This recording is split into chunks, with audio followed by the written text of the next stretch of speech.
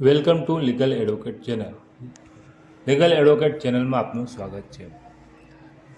તારીખ 4/2/2026ના રોજ ગુજરાત સરકારે ગુજરાત સ્ટેમ્પ અધિનિયમ 1958ની કલમ 10A હેઠળ સ્ટેમ્પ ડ્યુટીની ચૂકવણી અને એન્ડોર્સમેન્ટ અંગે સૂચના આપી છે, જેનો આપણે પરિપત્ર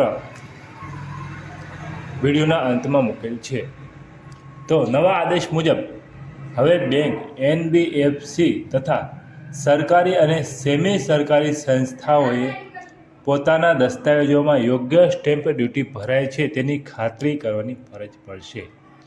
સૂચના મુજબ બેંક અને NBFCએ બ્રાન્ચ મેનેજર અથવા આસિસ્ટન્ટ મેનેજરને પ્રોપર ઓફિસર તરીકે અધિકૃત કરવાના રહેશે, જ્યારે સરકારી અને સેમી સરકારી કચેરીમાં ઓફિસ સુપ્રિન્ટેન્ડન્ટ અથવા ઓછામાં ઓછા ક્લાસ 2 અધિકારીને આ જવાબદારી સોંપવી પડશે. નિયુક્ત અધિકારી દસ્તાવેજ પર સ્ટેમ્પ ડ્યુટી ચૂકવાઈ હોવાનો એન્ડોર્સમેન્ટ કરશે અને જેમાં રકમ, ચલાણ નંબર અને તારીખનો ઉલ્લેખ કરવાનો જરૂરી છે.